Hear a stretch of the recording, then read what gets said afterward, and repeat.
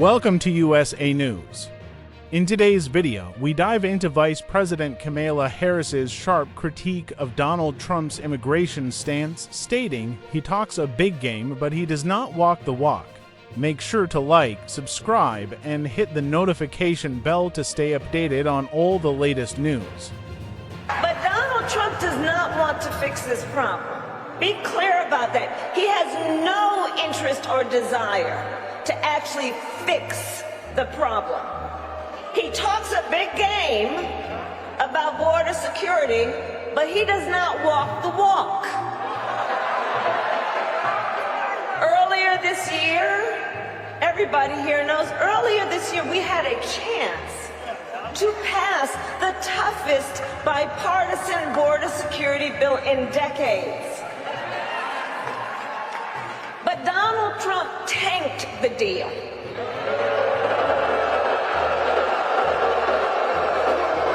Because he thought by doing that it would help him win an election.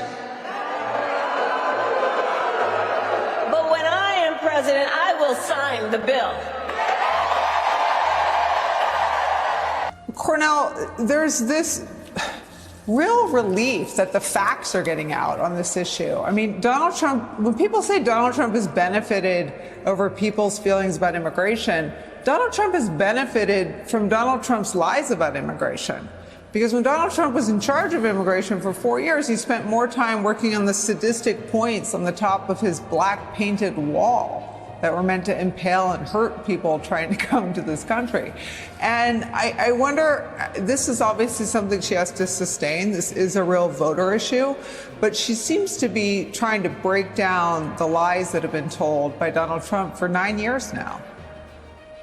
Well, I think there's a couple of things. One is, I would go even further on the border issue, is that the real issue and fear behind the border is the changing face of America.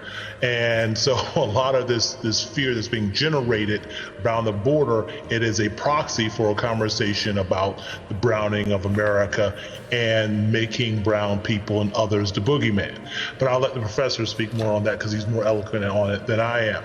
But that said, I think it is a real smart, because look, this is an issue around the border that Republicans have had a key issue advantage on for over a decade.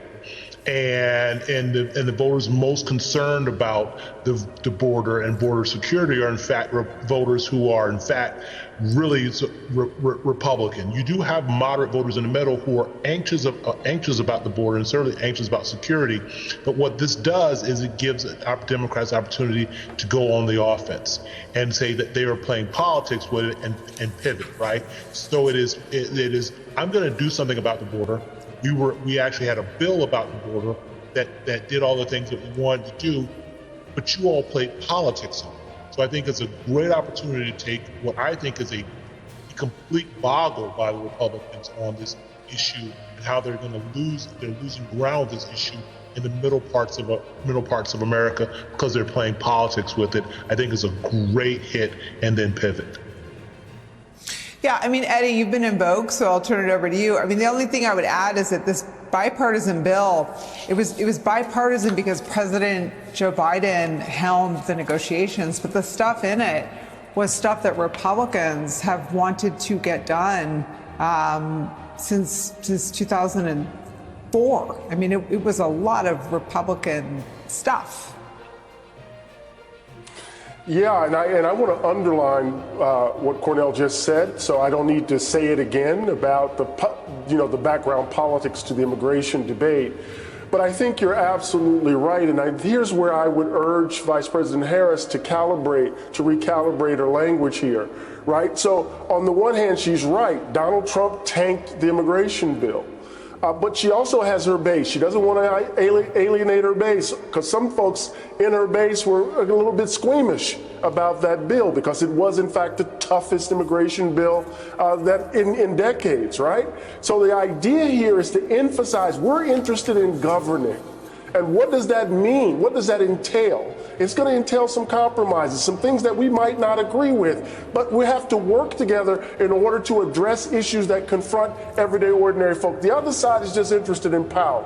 And that was very clear, because even when they got what they wanted, they tanked it because that's all they want is power. So I think it's important, as she engages in this kind of triangulation around policy, that she also understands that she can't take for granted, right, those people who are really, really excited about her candidacy. Does that make sense, or do I sound like an abstract professor right here? I don't know. No. I mean, look, and I think this is some of her skill that Claire is talking about. People underestimate her ability to sort of manage and stay on the right side of a policy nuance without abdicating the political upper hand.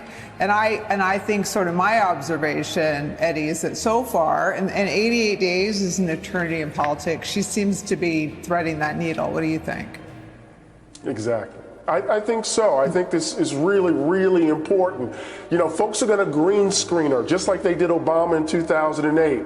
You know, they're going to make him or her, they made him, and they're going to make her what they want her desperately to be. And I think as long as she doesn't disrupt that, she'll be good, just like Obama was good in 2008. Claire, I want to come to you because I think that what she's done on immigration, get herself on offense on a perceived political liability, is part of what makes everybody exhale, right? It's part of the relief. It was a pivot that Joe Biden, I think, pioneered in the State of the Union address when the Republican senator he'd worked with mouthed, "You're right, that's true." But to see Vice President Harris do it in a political arena and have the crowd roaring for what I think Eddie's point is, this is a complicated piece of legislation. Her point is, we were for solving the problem and Trump killed it. It is a very sort of specific skill that she's displaying here in these rallies on the issue of immigration. Well, there's a rule in politics, if you're on defense, you're losing. And she knows that rule, and she's not on defense. She's not even letting herself get on defense when the other side is basically, I mean, this split screen is phenomenal. On one side, you have lying and name calling and dark stuff. Our country is in ruins. Our country is a hellhole. Our country sucks. Isn't everything terrible in our country? Aren't we awful? We are so awful. And by the way, let me think of all the good names I can call the other people. And then the other side is smiles and laughter. And I mean, you see Tim Walz's exuberance. It just spills out of him. You know, like a container cannot hold the exuberance that you feel on the other side.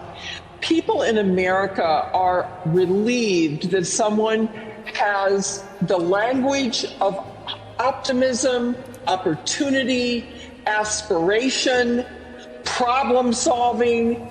And, you know, we now know, you know, whatever is real is not real if it's not good for Donald Trump. And the more he digs this hole, the more he does this bonkers BS that the crowds are AI. I mean, it's just great. I mean, what do these business people think that have endorsed this guy? I mean, what should the Pentagon be doing with the fact that we're buying satellite from Elon Musk? I mean, really? Yeah. I mean, it's just crazy to me that there are educated people that don't see how desperate and sick Donald Trump really is.